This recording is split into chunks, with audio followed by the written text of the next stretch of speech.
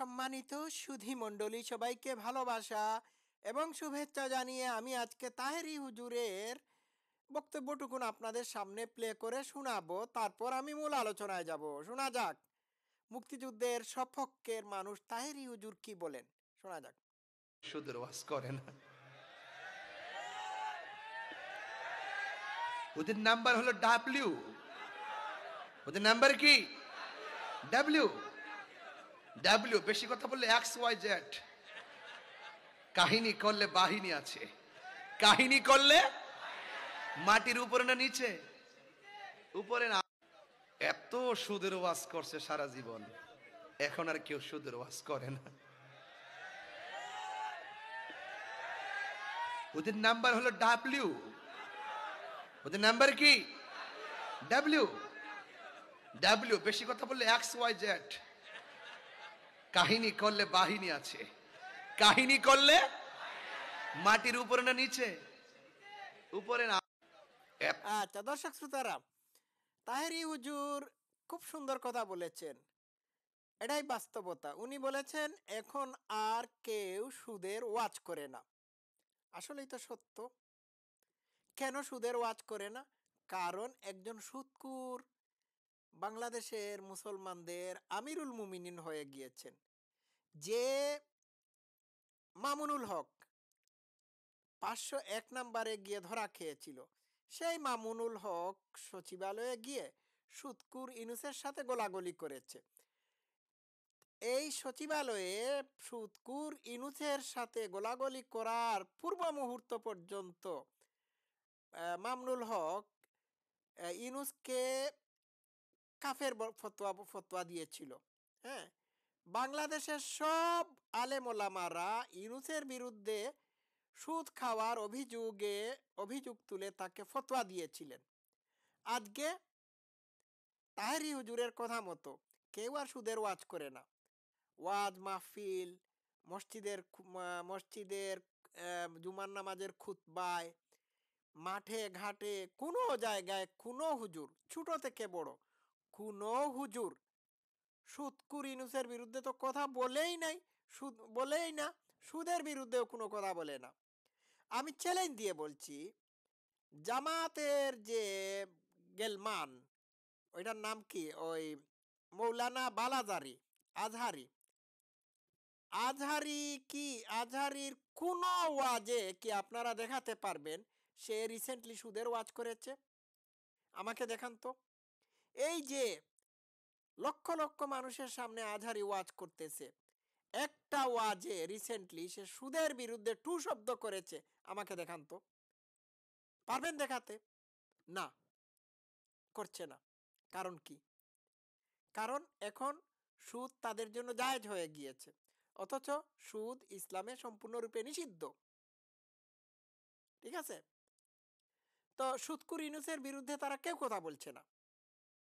এরপরে এই যে তারেক মনোয়ার, সেও কিন্তু ইউনূসের বিরুদ্ধে সুদ খাওয়ার জন্য ফতোয়া দিয়েছিল, এখন সে কথা বলছে না, চুপ। বুঝতে পারছেন? এই হচ্ছে বাংলাদেশের আলেম ওলামারা। হ্যাঁ, এরা এরা এরা আসলে কোনো মুসলমানই না। হ্যাঁ, তাহেরি হুজুর আমি একমাত্র ব্যক্তি পেলাম যে স্বাধীনতার সপক্ষের মানুষ, সে বঙ্গবন্ধুকে ভালোবাসে। আর বাদ বাকি বেশিরভাগই হচ্ছে টাউট বাটপার লম্পট টাইপের। সুদ তাদের জন্য এখন সম্পূর্ণরূপে হালাল। এমনকি কোরআনের সূরা বাকারাতে যে 3-4টা সুদের আয়াত আছে, এই আয়াতগুলো পর্যন্ত তারা নাকি পড়ে না। বুঝতে পারছেন? তাহলে তারা আল্লাহর চেয়েও বেশি ইউনূসকে ভয় পায়। ইউনূস হয়ে গেছে একটা সুদখোর, তাদের আমিরুল মুমিনিন। একটা টু শব্দ পর্যন্ত এই মাদার সুদীর বাই সুদি ইউনূসের বিরুদ্ধে তারা করে না। বিষয়টা তো বুঝতে পারলেন? এইখানেই হচ্ছে আসল সত্য। এরা নাকি ইসলামের ঝান্ডা। এই মোল্লা মৌলবীরা বাংলাদেশের স্বাধীনতা যুদ্ধে অংশগ্রহণ করে নাই। জামাত ইসলামী তো না করেই নাই, বরং জামাত ইসলামী স্বাধীনতা যুদ্ধে অংশগ্রহণ তো না করেই তারা আল বদর আল শামস রাজাকার বাহিনী বানিয়েছিল। চরমুনাইর পীর থেকে শুরু করে জমিয়তে উলামা ইসলাম, হেফাজতে ইসলাম, এরা কেউ বাংলাদেশের স্বাধীনতার যুদ্ধে অংশগ্রহণ করে নাই। একটা মোল্লা মৌলবী আপনি দেখাতে পারবেন না মুক্তিযোদ্ধা, দেখাতে পারবেন না। তো তারা তো স্বাভাবিকভাবেই মুক্তিযুদ্ধের মুক্তিযুদ্ধের বিপক্ষের শক্তির সাথে আতাত করবে, এইটাই সত্য। আর হেফাজতে ইসলাম কি? বাংলাদেশে 90% মানুষ হচ্ছে মুসলমান। এইখানে ইসলাম কিভাবে বিপন্ন হয়?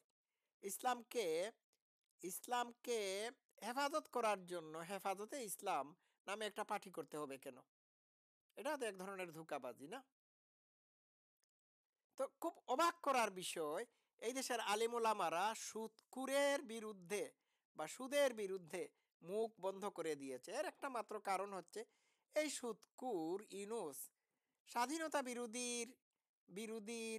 স্বাধীনতা বিরোধীদেরকে নিয়ে ক্ষমতায় বসে আছে। সুতরাং মানে তার বিরুদ্ধে কথা বলবে না। এই যে জামাতের আমির শকুন উর রহমান, এই সাদা শকুন, হ্যাঁ, ইনুসের ব্যাপারে মুখ খুলে নাই। সে বলছে ইনুসের ব্যাপারে সমালোচনা করবেন কেন? মানে ইনুস সুদ খেতেই পারে, তার কোনো সমস্যা নাই। এটাই হচ্ছে আসল সত্য। বুঝতে পারছেন? সবাই ভালো থাকবেন। আর যাওয়ার আগে আমি বলি, এই সুদকুর মাদার সুধীর বাই সুদি, বাংলাদেশের মির্জাফর, লর্ড ক্লাইভ, বুইড়া খাটাস, এর হাত থেকে দেশকে রক্ষা করুন। একবার সুদ খেলে 42 বার মায়ের সাথে জিনা হয়, এটা আমার ফতোয়া না, তারেক মনোয়ার রকেট হুজুর ফতোয়া দিছে।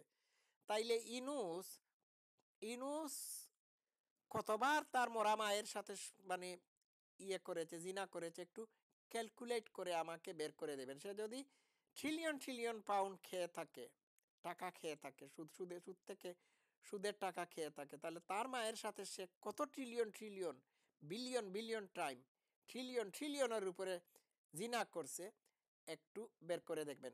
যে বাংলাদেশের মুসলমানদের আমিরুল মুমিনিন হচ্ছে এমন একটি ব্যক্তি যে তার মায়ের সাথে জিনা করেছে।